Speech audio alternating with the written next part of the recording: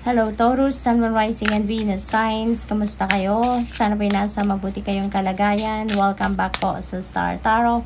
Kung bago kayo dito, welcome din kayo. Thank you sa inyong support. I truly appreciate it. God bless you all. Taurus, pauna mensahe ninyo, unity. Ayan, so there is union dito of two people, no? Two people, two minds, two hearts, yung ganon. So, yung unity na to could be partnership in love, no? Could be partnership in business, partnership in a friendship, maaring ganon. Baka meron ditong collaboration between you and another person, no? So, whatever the case may be, kung sino man dito makakapartner ninyo, magiging maganda ang inyong samahan, magiging maganda ang inyong relationship kasi you're going to be supportive of each other, you're going to be in sync, no, with each other, kaya magkakasundo kayo. So what else? We have Eagle. You will soar towards your destiny with greater clarity and strength. So napakaganda kasi alam niyo, sigurado kayo kung saan kayo papunta, no? Sigurado kayo kung ano yung gagawin niyo, what are the steps that you are going to do dito as you head towards that destiny, no? So, ano na kayo ngayon? Yung parang planado nyo ng lahat, napaghandaan nyo ng lahat. So, we have Unicorn, we have Angel number, Master number 33 din dito. So, this is Synchronicity. I suggest you please look up for the meaning of Master number 33 for more guidance po. Okay? So, sabi dito, there is success, hope, freedom, healing, and magic. Those are all available to you if you just believe, no? So, kung anong pinaniniwalaan ninyo, kung naniniwala kayo sa mga bagay na to, for sure, yan din ang ibibigay sa inyo, no? Yun ang magmamanifest sa buhay ninyo. So, tignan natin. So, if you believe na you are deserving of success, of hope, of magic, freedom, and healing, ay walang duda, sigurado yan. Yan ang ipapadala sa inyo ng Divine Universe, okay? So, we have not for you, Taurus. Maaaring merong mga bagay dito na minimithi kayo na gusto ninyong ma-experience, gusto ninyong makuha, matanggap sa buhay ninyo, makamit, but maybe hindi nangyari, no? Maaaring hindi yan dumating, hindi nangyari, nagkaroon kayo na regret, nalungkot kayo, but you know what, you should just realize, Taurus, na kung meron kayong minimithi sa buhay na hindi dumating, or hindi binigay sa inyo, dininay sa inyo ng universe, ibig sabihin, hindi yan para sa'yo. Hindi yan para sa'yo. Otherwise, kung yan ay meant for you, it won't pass you by, no?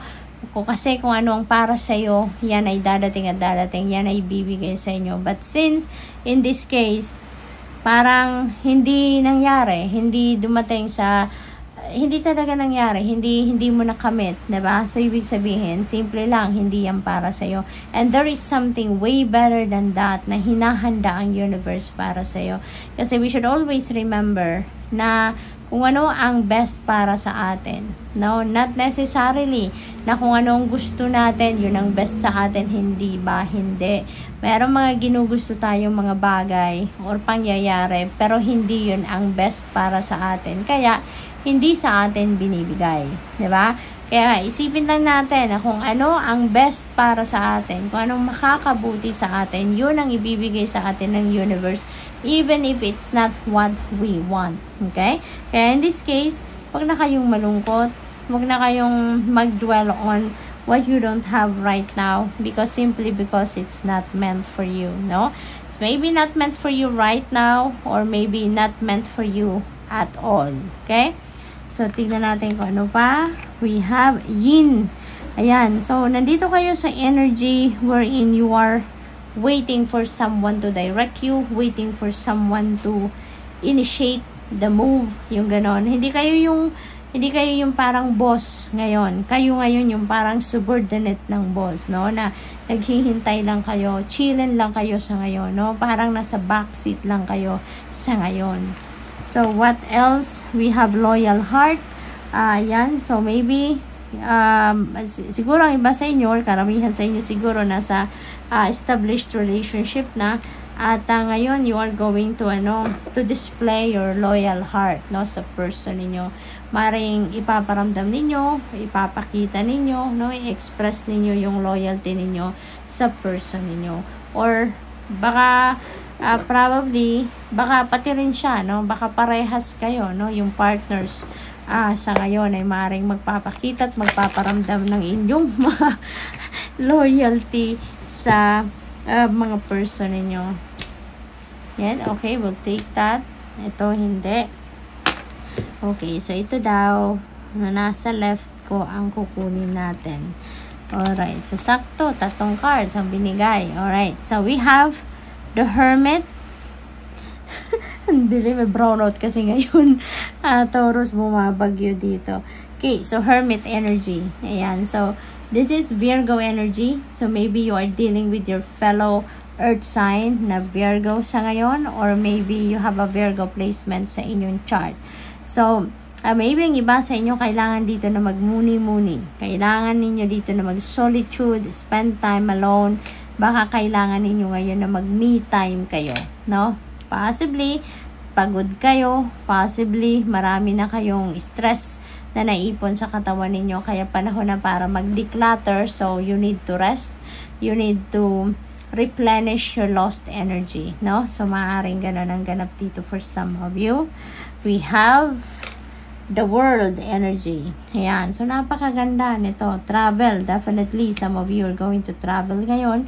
Maaaring that is travel around the world or across the globe, or siguro ano yan, for different reasons, no? Depende sa inyong sitwasyon. Kasi si World energy, this is ending and beginning energy. Meron dito mga tatapusin kayo. Meron kayo ditong parang gagraduate na kayo, ika nga, no? Doon sa kung ano man ang inyong ginagawa. Baka project yan, or anong task, no? Kung sa trabaho ninyo, maaaring gano'n. So, this could be something na pinagtrabahuan ninyo, ng matagal na panahon, and finally, it has come to its completion na sa ngayon.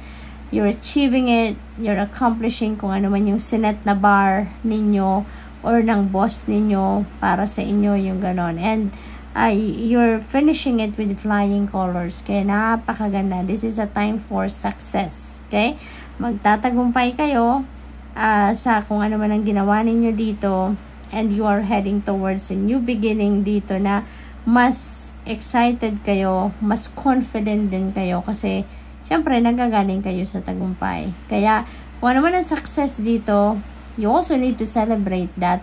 At kung ano man ang success ninyo dito na makukuha sa ngayon, that is going to open up more doors para sa inyo, no? So kaya mas maraming opportunities and more possibilities then are coming your way. So this is an exciting event, no, sa buhay ninyo sa ngayon.